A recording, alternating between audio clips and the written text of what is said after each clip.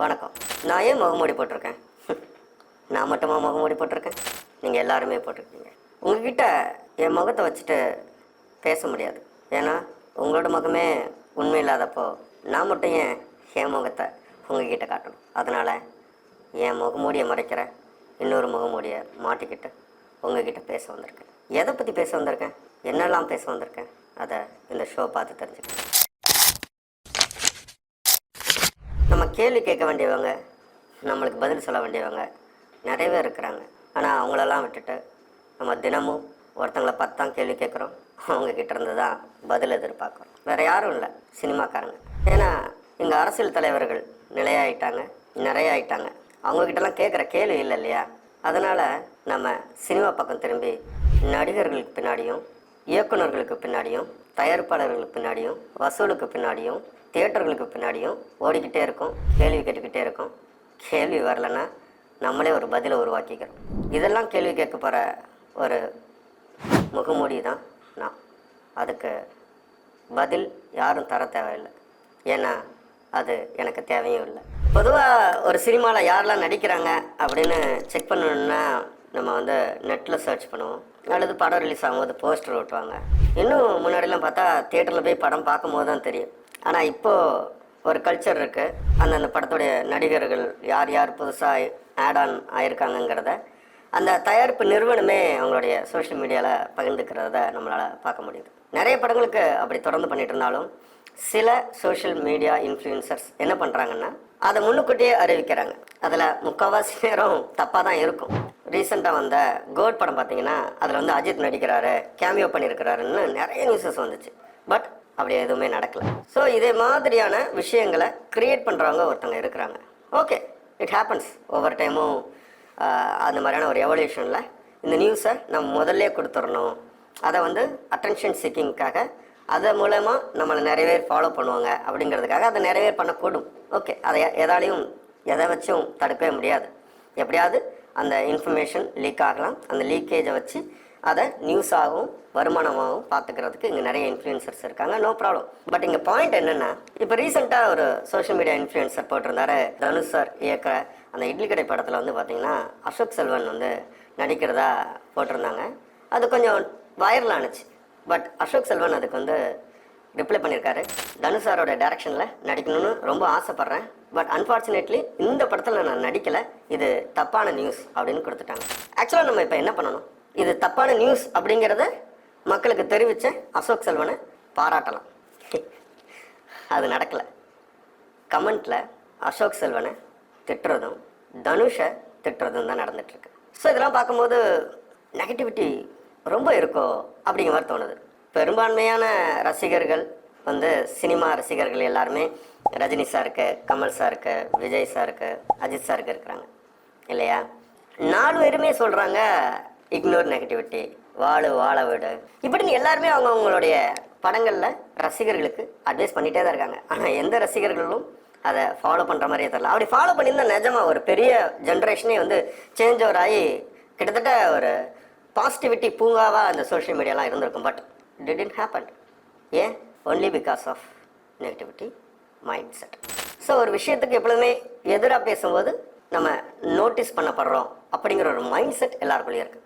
அதே மாதிரி செல்வராகவன் சார் ஒரு போஸ்ட் போட்டிருக்காரு, தமிழ் பேசுகிறது ரொம்ப முக்கியம், தமிழ் பேசுங்க, எல்லோரும் இங்கிலீஷில் பேசுகிறது அறிவுன்னு நினச்சிட்டு இருக்காங்க. ஓகே, இங்கிலீஷ் கற்றுக்குங்க, தப்பு இல்லை. ஆனால் தமிழ்லேயும் பேசுங்க, அதுதான் ரொம்ப முக்கியம், தமிழ் நம்ம தாய்மொழி அப்படிலாம் பேசியிருக்கிறார். கீழே போய் கமெண்ட்டில் போய் பார்த்தா ஓகே சூப்பர், எல்லோரும் சார் கண்டிப்பாக சார் நாங்கள் தமிழில் பேசுகிறோம், நாங்கள் தமிழ் தான் எங்கள் மூச்சு அப்படிலாம் பேசுவாங்கன்னு நினச்சேன். பட் அது நடக்கலை. என்ன நடந்துருந்துச்சுன்னா, நீயே தெலுங்குக்காரன், முதல்ல தெலுங்கை போய் வாழவை, நீ யாரா சொல்கிறது தெலுங்க அப்படின்லாம் கமெண்ட் பண்ணியிருக்காங்க. எனக்கு புரியவே இல்லை.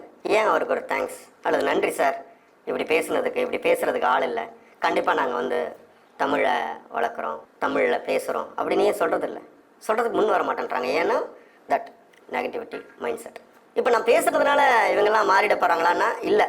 But at least at the end of the day இனிமேல் ஒரு சோஷியல் மீடியாவுக்குள்ளே வரப்போகிறவன் ஒருத்தர் இருப்பான்ல, அவன் இப்படி நெகட்டிவிட்டியாக ஒரு கமெண்ட்டை போடுறதுக்கு முன்னாடி ஒரு செகண்ட் யோசிக்கலாம்.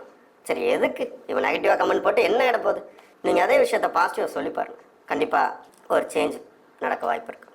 அதாவது ஜெயம் ரவி சார் வந்து டைவர்ஸ் பண்ண போகிறேன்னு முடிவெடுத்து அனௌன்ஸ்மெண்ட் பண்ணுறாரு. இதனுடைய பர்சனல் முடிவு, இது ரொம்ப பெருசாக்க வேண்டாம் அப்படின்னு ஒரு ரெக்வஸ்ட் வச்சு போஸ்ட்லாம் போடுறாரு. பட் எங்கே போனாலும் அவரை திருப்பி திருப்பி கேட்டுகிட்டே இருக்காங்க டைவர்ஸ் பற்றி, அடுத்த கல்யாணம் பற்றி இப்படின்ட்டு. இது எந்த விதத்தில் நியாயம்னு எனக்கு புரியலை. இப்போ இந்த கேள்வி கேட்குற ரிப்போர்ட்டர்ஸ் நினச்சா எனக்கு ஆச்சரியமாக இருக்குது. இவங்கெல்லாம் எப்படி ரிப்போர்ட்டர்ஸ் ஆனாங்கன்னே தெரியலை. அவங்க வீட்டில் ஒரு நடிகர் வந்துட்டாருப்பா, ஒரு ரிப்போர்ட்டர் இருக்கிறார், எக்ஸ் அப்படிங்கிற ஒரு பத்திரிக்கையோடைய ரிப்போர்ட்டர் ஒருத்தர் இருக்கிறார். அவர் வீட்டில் ஒரு பையன் வளர்றான், அவன் வந்து பெரிய ஹீரோ ஆகிட்டான், அவனுக்கு டைவர்ஸ் நடக்குது. இப்போ இவர் ரிப்போர்ட்டர் போய் கேட்பாரா, நீங்கள் ஏன் சார் டைவர்ஸ் பண்ணீங்க, உங்கள் பொண்டாட்டி ஏன் சார் போனாங்க உங்களை விட்டு, இப்படிலாம் கேட்பீங்களா நீங்கள்? எனக்கு புரியவே இல்லை.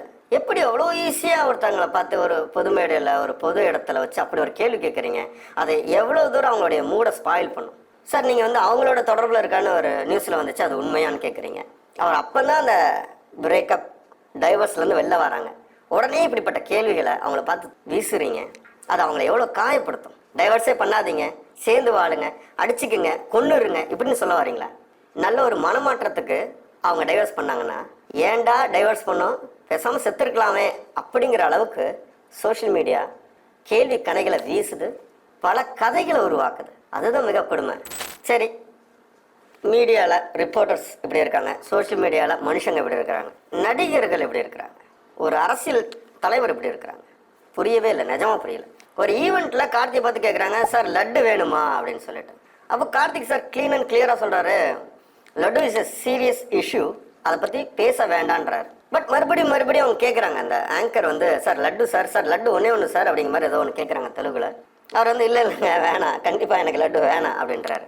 அதுக்கு அந்த மாநில துணை முதலமைச்சர் வந்து கமெண்ட் பண்ணுறாரு, இது வந்து சீரியஸ் இஷ்யூ, இதை வச்சுலாம் நீங்கள் இப்படி காமெடி பண்ணக்கூடாது கார்த்திக், நான் அவங்க மேலே ரெஸ்பெக்ட் வச்சுருக்கேன் அப்படின்றார். எனக்கு ஒன்றும் புரியல ஆக்சுவலாக. கார்த்திக் க்ளீன் அண்ட் கிளியராக இது ஒரு சீரியஸான இஷ்யூ, அதனால் இதை பற்றி பேச வேண்டாம்னு சொல்கிறாரு. ஆங்கர் தான் திருப்பி கேட்குறாங்க, அப்போவும் இல்லை லட்டு வேண்டாம் அப்படின்னு தான் சொல்கிறாரு. இதில் மார்க் பண்ணுறதுக்கோ அல்லது இந்த சீரியஸான இஷ்யூவை இவர் விளையாட்டாக எடுத்துக்கிறாருங்கிற ஸ்பேஸ் எங்கேயுமே வரல. இதுக்கு துணை முதலமைச்சர் அப்படி ஒரு ஸ்டேட்மெண்ட் கொடுக்குறாரு. அதுக்கு இவர், நான் அப்படிலாம் எதுவுமே பேசலை, அப்படி பேசியிருந்தா சாரி அப்படின்றார். அதுக்கு கீழே உள்ள கமெண்ட்டில் அவ்வளோ நெகட்டிவிட்டி. ஸோ நெகட்டிவிட்டி நிறைஞ்சி இருக்குது. ஒரு விஷயத்த ஒருத்தர் சொல்கிறான்னா அதை அப்படி சொல்லக்கூடிய ஆளா அல்லது அவன் ஏன் அப்படி சொன்னான் அப்படிங்கிறத கொஞ்சமாவது டீட்டெயிலாக பாருங்கள். ஸ்ட்ரெயிட்டாக ஆன்சரையும் ஸ்ட்ரெயிட்டாக கொஸ்டினையும் பார்த்து எதையுமே முடிவு பண்ணாதீங்க. நீங்கள் இந்த இமேஜை அடிக்கடி பார்த்துருப்பீங்க. மீடியா வந்து ஒரு டிவிக்குள்ளே வந்து அந்த இமேஜ் இருக்கும், லைக் யாரையோ கொலை பண்ண போகிற மாதிரி. பட் ஆக்சுவல் இமேஜ் அப்படியே இருக்காது. அதையும் நம்ம பார்த்துருக்கோம். அதே மாதிரி தான் இப்போ உள்ள மீடியா போயிட்டுருக்கு. அண்ட் இதுக்கு மிக பெரிய உறுதுணையாக இருக்கிறது யார் தெரியுமா? நீங்கள். இதெல்லாம் நீங்கள் கொஸ்டின் பண்ணணும், இதெல்லாம் தான் நீங்கள் கேள்வி கேட்கணும், இது தப்புன்னு சொல்லணும்.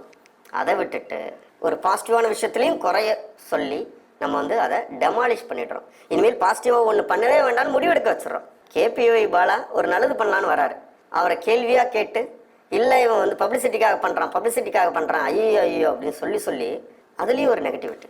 ஸோ நெகட்டிவிட்டியை தவிர்க்கணும். தொடர்ந்து பேசுவேன், தொடர்ந்து கேள்விகள் கேட்பேன். என் கேள்விகளுக்கு பதில் வேண்டாம், மாற்றம் தான் வேணும். நன்றி.